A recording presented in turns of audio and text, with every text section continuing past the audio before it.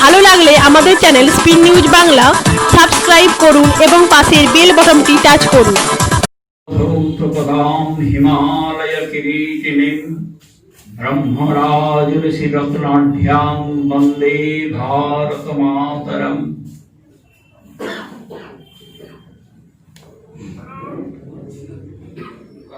ভারতবর্ষের স্বাধীনতা আন্দোলনের ৭৫ বছরের প্রাক মুহূর্তে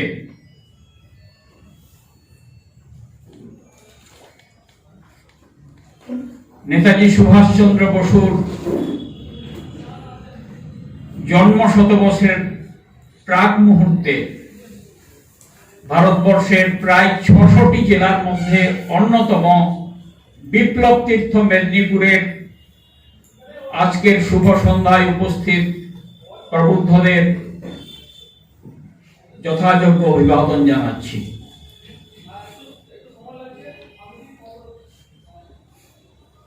স্থানের যেরকম গুরুত্ব রয়েছে তেমনি আজকের দিনের গুরুত্বটাও আরো বেশি।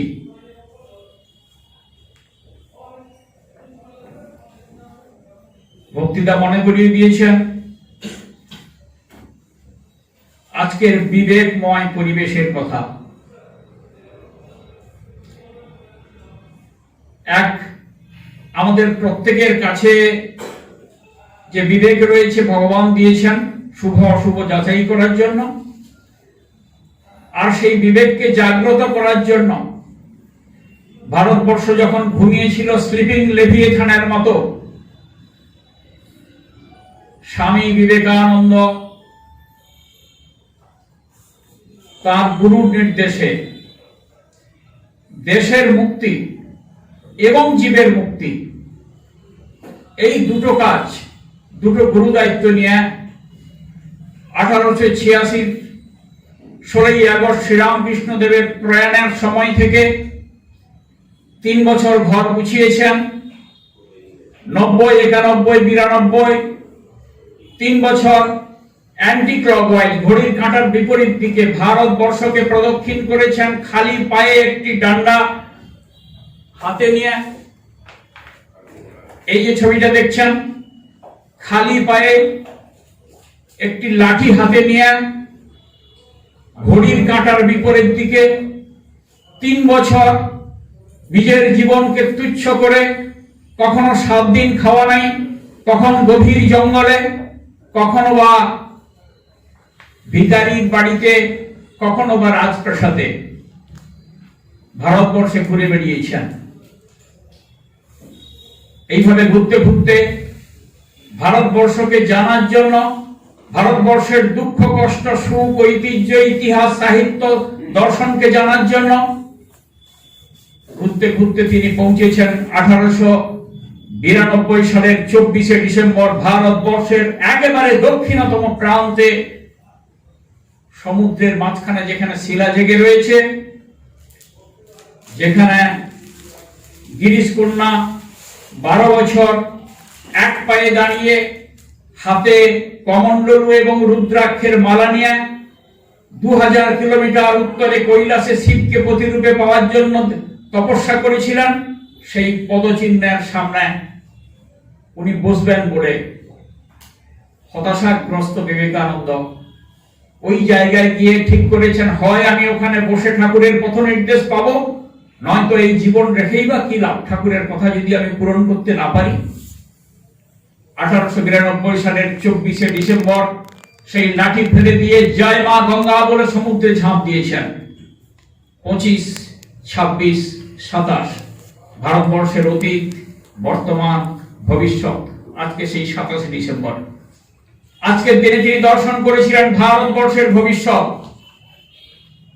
আর সেখান থেকে আবার ঝাঁপ দিয়ে ভূখণ্ডে ফিরে এসে তিনি ঘোষণা করেছিলেন, যা বিবেকানন্দের বাণী রচনার মধ্যে এখনো জল করে লেখা রয়েছে, আমি যেন দিব্য দৃষ্টিতে দেখিতেছি যে আমাদের সেই প্রাচীনা জননী আবার জাগিয়া উঠিয়া পুনর্বার নবযৌবন শালিনী ও পূর্বাপেক্ষা বহুগুণে মহিমান্বিতা হইয়া তাহার রত্ন সিংহাসনে বসিয়াছেন। এই কথা সমগ্র বিশ্বে ঘোষণা করো। সেই কন্যাকুমারীর সমুদ্রের সংযোগস্থলে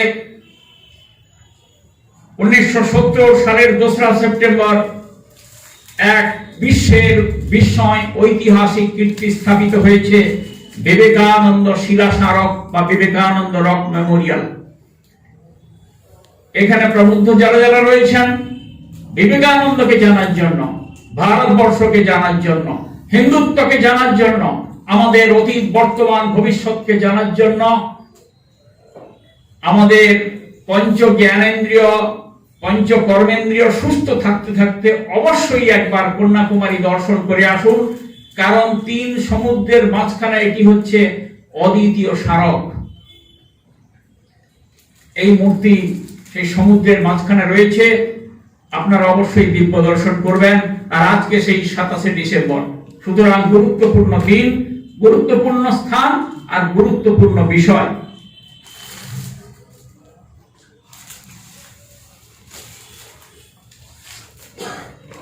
আমরা প্রজ্ঞা প্রবাহ যে সংস্থার মাধ্যমে আজকের এই অনুষ্ঠানের ব্যবস্থা মাননীয় ভক্তিদাসের সম্পর্কে বলেছেন, সর্বভারতীয় প্রবুদ্ধ মঞ্চ। আজকে আমরা চারিদিকে যে গৈরিকের অভিযান দেখছি, আত্মনির্ভরতার জয়গানে সারা পৃথিবী আমাদের দিকে তাকিয়ে রয়েছে। আমরা সকলে গর্বিত। এই মূল কাজ এই যে যাদের ছবি এখানে রয়েছে তারাই শুরু করেছিলেন। কিন্তু আমরা ভোলে বাবার পুজো করি, তো সেই জন্য বাবার আশীর্বাদে মাঝে মাঝে গুরুত্বপূর্ণ কথাগুলো আমরা ভুলে যাই। স্বামীজি তার বিখ্যাত স্বদেশ মন্ত্রের মধ্যে অনেকগুলো ভুলিও না, ভুলিও না, ভুলিও না, ভুলিও না বলেছেন। এই স্বদেশ মন্ত্র আমরা বলি সকলে অবশ্যই মনে করুন, মুখস্থ করুন, অনুভব করুন, অনুশীলন করুন আর সবাইকে বলুন। তাহলে বিবেকানন্দের বাণী রচনার 10টি খণ্ডের 60 জিনিস আমাদের কাছে এসে যাবে। ভারতবর্ষের 60 জিনিস আমাদের কাছে এসে যাবে। আমরা যে লক্ষ্যে পৌঁছতে চাই সেটিও আমাদের কাছে জলজল করবে। ওর মধ্যে কি রয়েছে? এই পরানুবাদ, পরানুকরণ, এই মাত্র সম্বলে তুমি উচ্চাধিকার লাভ করিবে। এই লজ্জাকর কাপুরুষতা সহায়ে তুমি বীরভোগ্যা স্বাধীনতা লাভ করিবে। এটি গেল সমস্যা। সমাধানের পথ কি? শক্তির সাধনা করা। শক্তির উৎস কোথায়? মাতৃজাতি। হে ভারত, ভুলিও না তোমার নারী জাতির আদর্শ সীতা, সাবিত্রী, দময়ন্তী। ভুলিও না তোমার উপাস্য মানব সর্বত্যাগী শঙ্কর। ভুলিও না তুমি জন্ম হইতেই মায়ের জন্য বলি প্রদত্ত। ভুলিও না তোমার সমাজ সে বিরাট মহামায়ার ছায়া মাত্র। ভুলিও না নীচ জাতি, মূর্খ, দরিদ্র, অজ্ঞমুচি মেথর তোমার রক্ত, তোমার ভাই। এরপরে ভারতবর্ষের পরিচয়। হে বীর, সাহস অবলম্বন করো, সদর্পে বলো আমি ভারতবাসী। বড় মূর্খ ভারতবাসী, দরিদ্র ভারতবাসী, ব্রাহ্মণ ভারতবাসী, চণ্ডাল ভারতবাসী আমার ভাই। আর তুমিও কোটিমাত্র বস্তাবৃত হইয়া সদর্পে ডাকিয়া বলো, ভারতবাসী আমার ভাই, ভারতবাসী আমার প্রাণ, ভারতের দেব দেবী আমার ঈশ্বর, ভারতের সমাজ আমার শিশুসজ্জা, আমার যৌবনের উপবন, আমার বার্ধক্যের বারাণসী। বড় ভাই, ভারতের মৃত্তিকা আমার স্বর্গ, ভারতের কল্যাণ আমার কল্যাণ। আর দিন রাত বলো, হে গৌরীনাথ, হে জগদম্বে, আমায় মনুষ্যত্ব দাও। মা, আমার দুর্বলতা কাপুরুষতা দূর করো, আমায় মানুষ করো। এর মধ্যেই হিন্দুত্বের, ভারতবর্ষের জীবন লক্ষ্যে প্রজ্ঞা প্রবাহের সমস্ত কাজ এর মধ্যেই লুকিয়ে রয়েছে।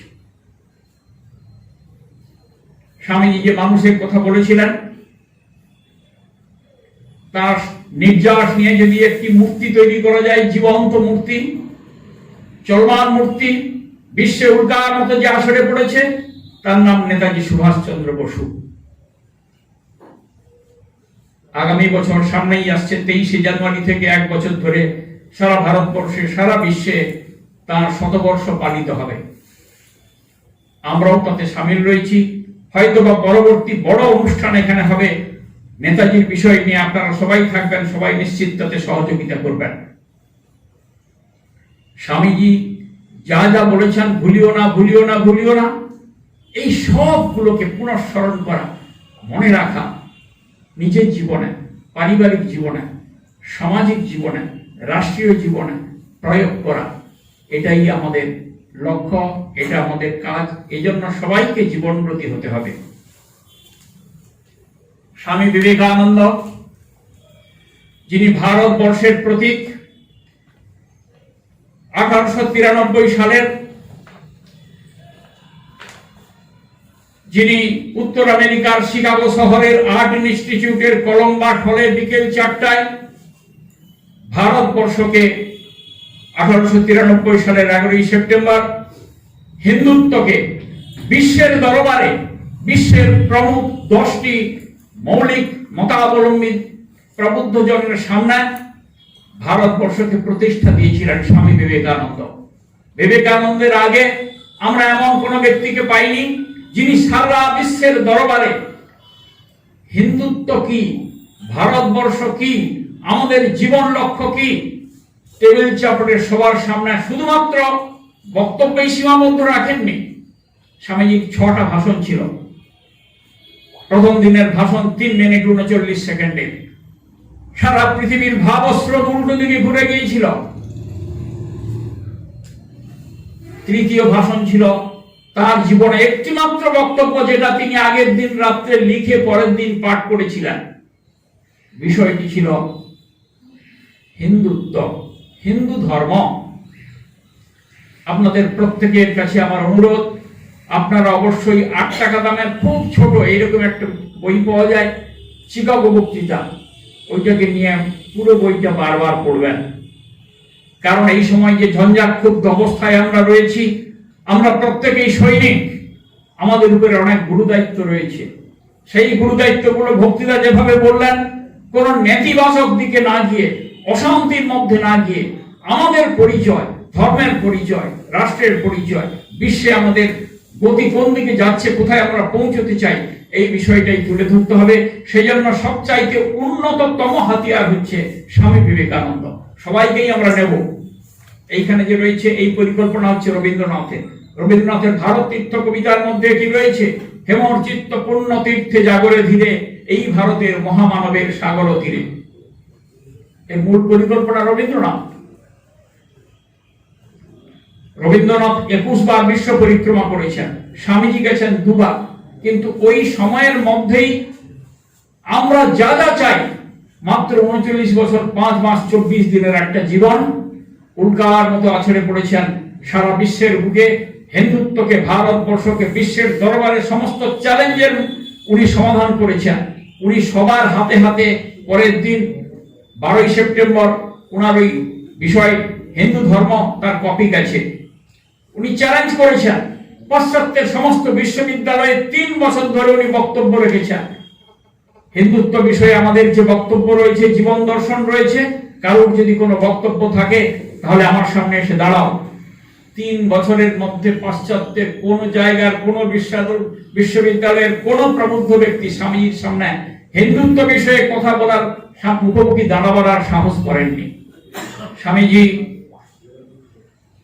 1897 সালের 15ই জানুয়ারি সেই সময়কার অখণ্ড ভারত কলম্বোর মাটিতে পৌঁছেছিলেন। 16ই জানুয়ারি স্বামীজির প্রথম বোম্বিং শুরু হয়, পজিটিভ বোম্বিং।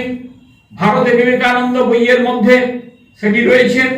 স্বামীজি যে দিব্য মূর্তিতে বিশ্বের দরবারে দাঁড়িয়েছিলেন, বাড়িতে বাড়িতে বিবেকানন্দের সেই ছবিটা এখন রাখার সময় হয়েছে। এটি হচ্ছে সেই ছবি। এই ছবিটি 1893 সালের 11ই সেপ্টেম্বর গোজ লিথো ওখানে তুলেছিল। তাদের সিগনেচার রয়েছে, এটি বিবেকানন্দের হাতের লেখা রয়েছে, বিবেকানন্দের নিজের সই করা আছে। পরে এই বিশ্ববিখ্যাত ছবির কপিরাইট রামকৃষ্ণ মিশনকে গোললিথ এবং আমেরিকা দিয়েছে, মিশন থেকে এটি ছাপা হয়। কিন্তু দুর্ভাগ্যের বিষয়, আজকের দিনে এই ছবি পুরোপুরি এই অবস্থায় কম বাড়িতে, কম জায়গায়, কম ব্যক্তির কাছে প্রাধান্য পায়। তার কারণ কি? তার কারণ হচ্ছে এই জায়গাটা। ছবিটা কোথাও থাকলেও দেখা যায় এইখান থেকে ছবিটা বড় করে প্রকাশ করা হয়েছে, কিংবা এই পর্যন্ত রয়েছে, কারণ এই নিচের লেখাটা খুব গন্ডগোলের ব্যাপার। বিশ্বের দরবারে 10টি মৌলিক ধর্মমতের মুখ্য ব্যক্তিরা স্বামী বিবেকানন্দের সার্থক বিশেষণ সেদিন কি দিয়েছিলেন? স্বামী বিবেকানন্দ দি Hindu Monk of India. Swami Vivekananda the Hindu Monk of India. এইটি হচ্ছে গন্ডগোলের কারণ। হিন্দু বলতে অনেকে লজ্জাবোধ করে, পূর্বপুরুষের নাম পরিচয় দিতে লজ্জাবোধ যাদের করে, তারা এইটাকে কেটে এই ছবিটাকে বিকৃত ভাবে পরিবেশন করে। সুতরাং আজকের দিনের সময় এসেছে এই ছবিকে, এই বিষয় নিয়ে এই সময়ে সারা বিশ্বের দরবারে সর্বত্র বড় আকারে লাগিয়ে, এর মূল বিষয়টা আমি তো খুব ছোট করে বললাম, এটাকে প্রচার করার জন্য।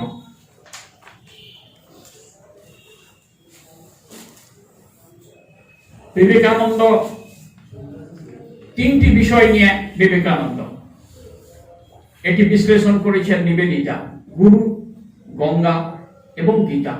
গঙ্গা হচ্ছে ভারতবর্ষের প্রতীক। স্বামীজি বলেছেন the liquid history of India, this is Ganga.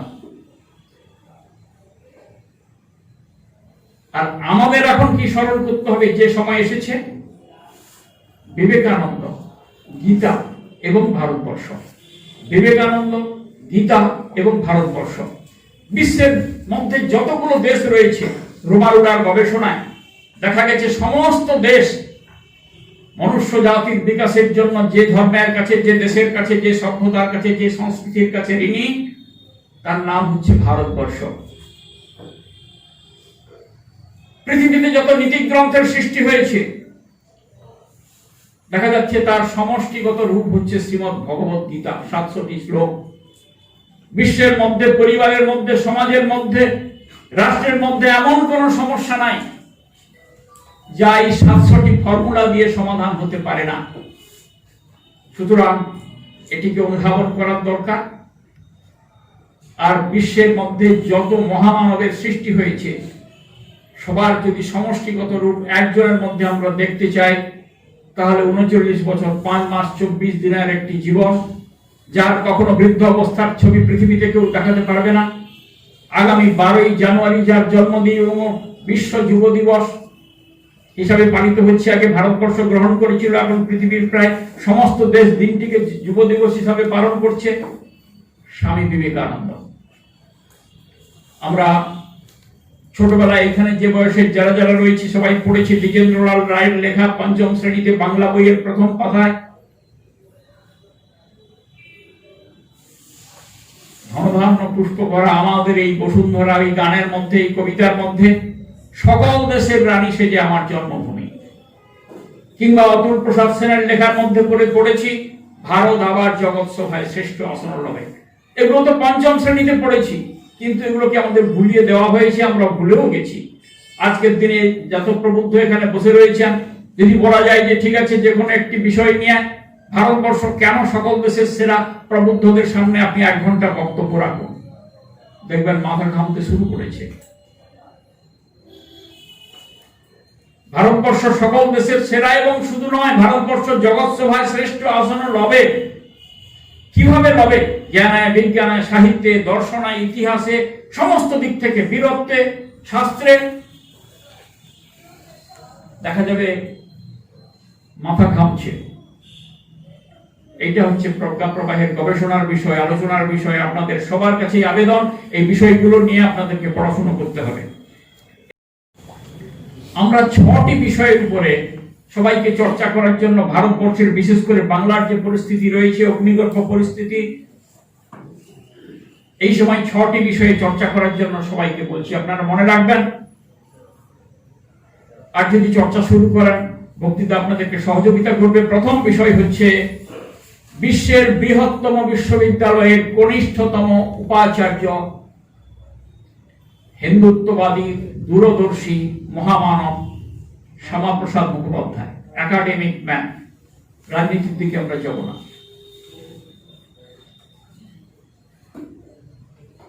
Kolkata বিশ্ববিদ্যালয়ের ওই সময়কার যা স্থিতি, তার উপাচার্য বাপকা বেটা, তো তার কি দরকার পড়েছিল এইসব ঘরের খেয়ে বনায় মস্ত তাড়ানো নিজের জীবন উৎসর্গ করার? একটি কারণ ছিল, ভারতবর্ষকে অখণ্ড রাখা আর হিন্দুদের উপরে যে নির্যাতন হচ্ছে সেটা দূর করা। শ্যামাপ্রসাদের এই দিক। দ্বিতীয়, সংঘের কথা উনি বলেছেন, সংঘের 40টি ক্ষেত্রের যে মৌলিক দর্শন, একাত্ম মানব দর্শনের দ্রষ্টা ব্যাখ্যাকার পণ্ডিত দীনদয়াল উপাধ্যায়। তৃতীয় বিষয়, যে মৌলিক দর্শনের উপরে ভিত্তি করে আজকের বৈদিক অভিযান আমরা সারা ভারতবর্ষে দেখতে পাচ্ছি। আজকে আত্মনির্ভর ভারত, আজকের নতুন শিক্ষানীতি তৈরি হচ্ছে। 1925 সালের 27 সেপ্টেম্বর বিজয়া দশমীর তিথি থেকে এই অভিযান শুরু হয়েছে। আর এই অভিযান যে দর্শনের উপরে ভিত্তি করে দাঁড়িয়ে রয়েছে, 40টি আনুষঙ্গিক ক্ষেত্রের কাজ চলছে। প্রত্যেকের রুচি অনুসারে, যোগ্যতা অনুসারে, ক্ষমতা অনুসারে, সময় অনুসারে নিজের মতো একটি কাজ গ্রহণ করুন। সবগুলো কাজই যেরকম সমস্ত নদী রুচিনাং বৈচিত্রাদ ঋজু কুটির নানা পথ জুসাং নিরামে গো গম্যস্তমসি পয়সাম অর্ণবৈব। স্বামী বিবেকানন্দ চিকাগো বক্তৃতার মধ্যে যে শ্লোকটি বলেছিলেন শিব মহিম্ন স্তোত্র থেকে, আপনাদের প্রত্যেকের 40টি ক্ষেত্রের যে কোনো কাজই এক সেই সমুদ্রে মিলিত হবে, সেটি হচ্ছে পরমবৈ ভবনে তুমি তৎস্বরাষ্ট্র। এই যে মূল দর্শন, আজকের যারা প্রবুদ্ধ রয়েছেন তাদের প্রত্যেককেই দর্শন গভীরভাবে জানতে হবে। সেটি হচ্ছে একাত্ম মানব দর্শন। 8টি খণ্ডে 1000 টাকা দাম পাওয়া যায়, আর একটা 40 টাকা দামের ছোট পতলা পাওয়া যায়, তাতে বেশি কিছু বোঝা যাবে না। চতুর্থ বিষয়, আমরা সংঘ শক্তি কলৌ যুগে কথাটা খুব শুনেছি। মহাপ্রভু এটাকে খুব পুরনো কথা কিন্তু খুব প্রচার করেছেন। আজকের সেই সংঘ শক্তির প্রকাশ ঘটেছে। নীরবে নিভৃতিতে যা কাজ করছিল তার বিস্ফোরণ আজকে সমাজে দেখতে পাচ্ছি, বিভিন্ন রূপে, বিভিন্ন স্থানে, বিভিন্ন ভাবে। সুতরাং শক্তির মূল উৎসকে জানা, তার 40টি ক্ষেত্র চারিদিকে ছড়িয়ে আছে, এইগুলোকে জানা সংঘ শক্তি। পঞ্চম বিষয়, হিন্দুত্ব। এই নিয়ে খুব বিকৃত ধারণা রয়েছে সমাজের মধ্যে। আমরা যারা এই বিরাট অভিযানের কর্ণধার সৈনিক, আমাদের সবাইকে সেই জন্য জানার অনেক উপায় রয়েছে।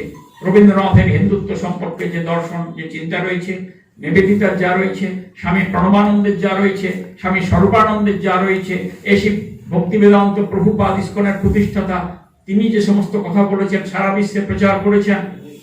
আনন্দমূর্তি যে সমস্ত কথা প্রচার করেছেন, এসবগুলোর ভিতরে হিন্দুত্বের মূল জিনিসটা বিভিন্ন সময় বিভিন্ন রূপে পরিবেশিত হয়েছে। তার মধ্যে সবথেকে সহজ গুরুত্বপূর্ণ হচ্ছে বিবেকানন্দের চিকাগো বক্তৃতার 3য় দিনে 19 সেপ্টেম্বরের ভাষণ। এইটির খুব গভীরে যেতে হবে, অনুধাবন করতে হবে। আর ষষ্ঠ হচ্ছে, এর পেছনে রয়েছে পূর্ণভূমি ভারত। 1897 সালের 16ই জানুয়ারি কলম্বোর ফ্লোরাল হলে স্বামী বিবেকানন্দের বিশ্বজয়ের পরে প্রথম ভাষণ শুরু হয়েছে। স্বামীজি নিজেই সেদিন পছন্দ করেছিলেন বিষয়টা কি হবে, সে বিষয়টা ছিল পূর্ণভূমি ভারত। আমরা কোন ভারতবর্ষ চাই? আজকে ভূগোলের মধ্যে যে কাটা ভারত, অর্ধেক ভারত দেওয়া হচ্ছে, এই ভারত না বিবেকানন্দ, প্রণবানন্দ, স্বরূপানন্দের ভারতবর্ষ, শ্যামাপ্রসাদের ভারতবর্ষ, দীনদয়ালের ভারতবর্ষ? কোন সময় ভারতবর্ষ কি অবস্থায় এসেছে, এর পেছনে একটি ছকও দেওয়া রয়েছে। কোন সময় ভারতবর্ষ কাটতে কাটতে আজকে ঠিক অর্ধেক ভারত এসে যাচ্ছে।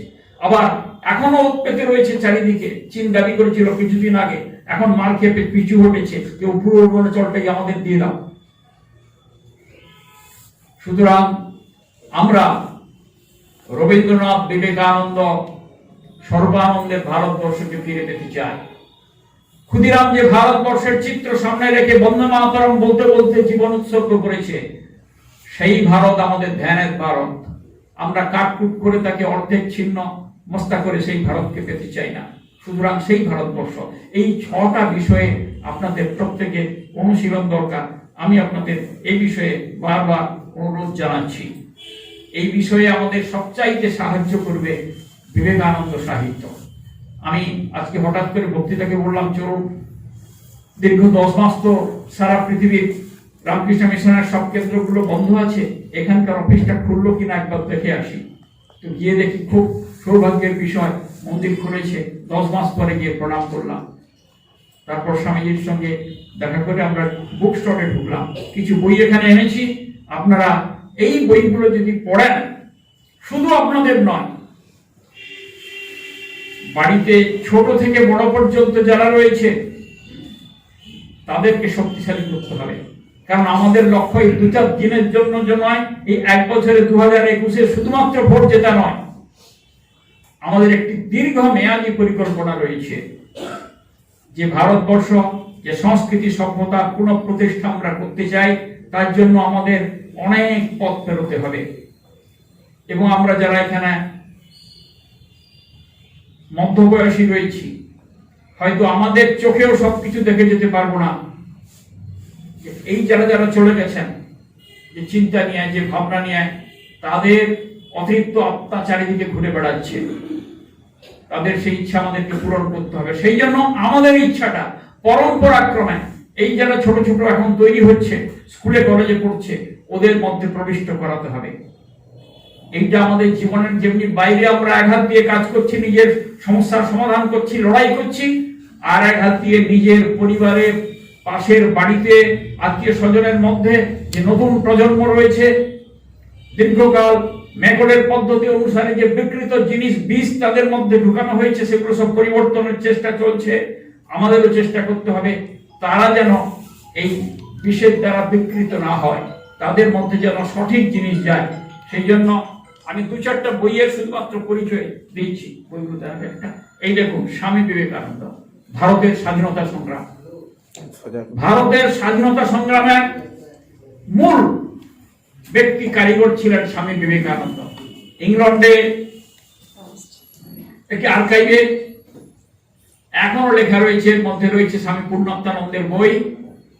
বিবেকানন্দের কারণেই ইংরেজদেরকে 1911 সালে কলকাতা ছেড়ে পালাতে হয়েছিল দিল্লি। তারপরে তারা খেয়ে 1947 সালে এখান থেকে, এই দেশ থেকে পালাতে হয়েছে। এর পেছনে যে মূল শক্তি কাজ করেছে, জীবন্ত বোমা। এবং এর মধ্যে একটা মারাত্মক কথা রয়েছে, ইংরেজদের আর্কাইভে রয়েছে, dead Vivekananda is more dangerous than living Vivekananda.